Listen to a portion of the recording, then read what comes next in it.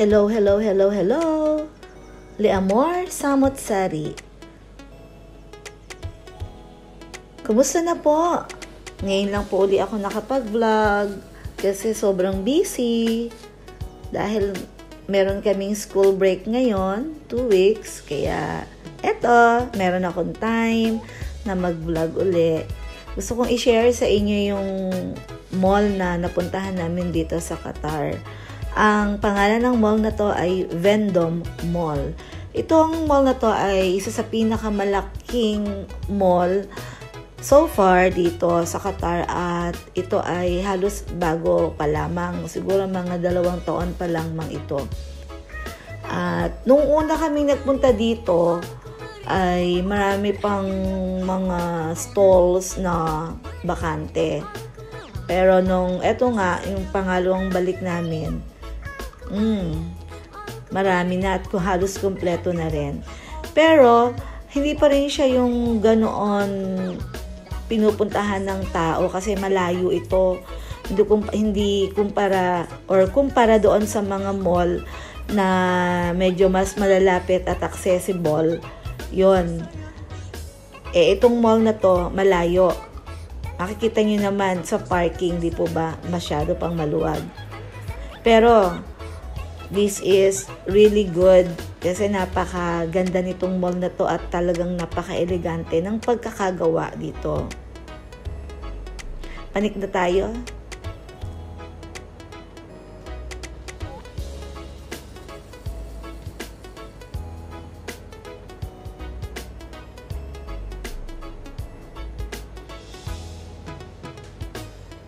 Dito sa mall na to ay maraming ding mga branded or talagang mga high-end na mabibili.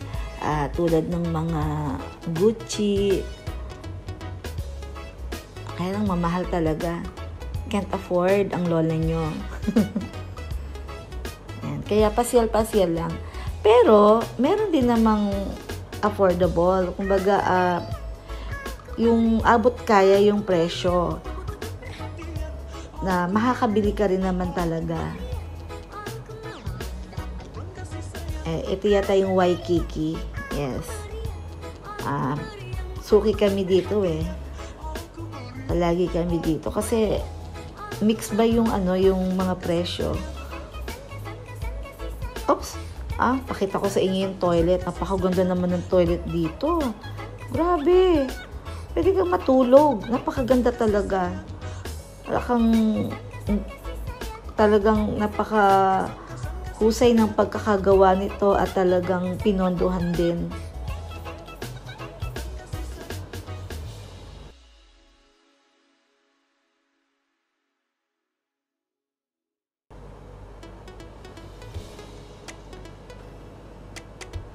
Kita nyo? Meron pa yung ganyan na big screen. Ang laki, di ba?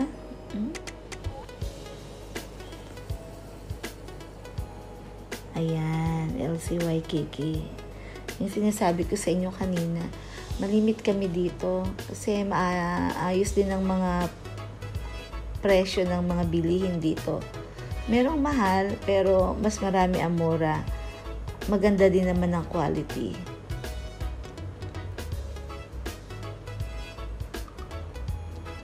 Gala-gala kapag may time, kapag merong gustong bilhin, bibilhin, kapag kaya ng budget, why not? Ayan, mga pambata.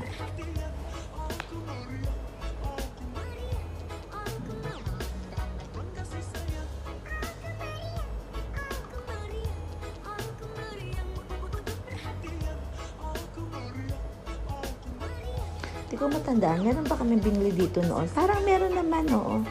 May binili kami. Diba? Ang gaganda, diba? Hindi ko na kinunan yung prices kasi medyo naiilang pa ako. Gusto ko lang talaga ipakita sa inyo kung gaano kaganda ang mall na to. Ito yung toilet, yung continuation sa toilet kanina. Oops, ang lola nyo. Kung may eksena. Kita nyo, toilet lang yan. Comfort room. Napakaganda, diba?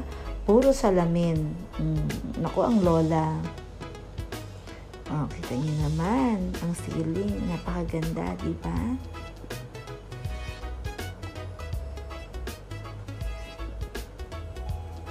Ayan. Ayan, nasa ibang lugar na kami. Tingnan nyo, bongga. Napaka-bongga. Pumapanig kami dito ng escalator. Tingnan naman, napaka-bongga naman ng ceiling, diba? Ano ba yan? Wow! Wow! Grabe! Tingnan nyo, oh! Diba? Maganda naman. Talagang maganda.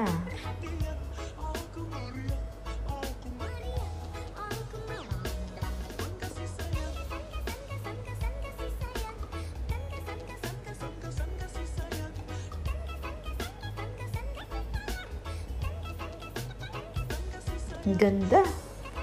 Yan, Brands Forless. Lagi rin kaming napunta dito. Kasi talagang mumura ng mga presyo dyan. At saka branded.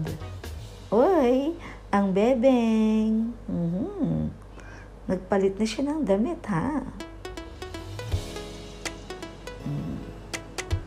Saan na ba nga kami dito? Kita niya, sabi ko sa inyo, marami dito na merong mga pangmamahalin. Meron namang abot kaya pang masa. Nag-Jollibee nga kami dyan eh. May Jollibee dyan. Wow, hello. Ito na. Punta na tayo sa fountain. Yan, napunta na tayo ng fountain. Ang fountain kasi dito, tuwing may oras naman, kahit naman sa atin sa mall, diba? Sa mga mall, yung may oras yung pagsisindi ng fountain. Ito naman, water fountain. Ito nyo naman, napakaganda naman ng Vento Mall. See? Hindi nga namin naikot yan eh. Yung kabuuan yan. Never. Kasi sakit na rin sa paa. While waiting for the fountain. Yan, picture muna. Para kang nasa palasyo kapag nandyan ka. Dungaw-dungaw. Napakaganda ng fountain dito, sa totoo lang. Nakakatuwa. Ma-amaze ka. Ito ang, kapag kayong 8 o'clock na, if I'm not mistaken na, parang 8 o'clock. Pag 8 o'clock na ng gabi, andito na mga tao, maglalabasa na kahit nasan sila. Maliban lang siguro yung palagi nilang nandito na sawa ng panoorin ng fountain. Pero usually, yung mga 2 beses pa lang nakapunta, 3 beses. Pero I think kahit yung mga palagi nang napunta dito, kapag yung fountain time na, talagang lalabas. Pumupunta sila dyan, sumisilip lahat sa bintana, dyan sa window, yan sa paligid, para lang makita itong fountain na to. Napakaganda naman po talaga. Yan. Sana po nag-enjoy kayo habang pinapanood nyo ang aking munting vlog. Sa ngayon po ay napakaliit pa rin ng aking subscribers at kasi hindi ko rin naman po na ipopromote ng ayos. Siguro po kapag po ako nagkaroon ng time at nakapag-focus na ako talaga dito sa vlog ko ay mas marami pa po ako ma-share sa inyo.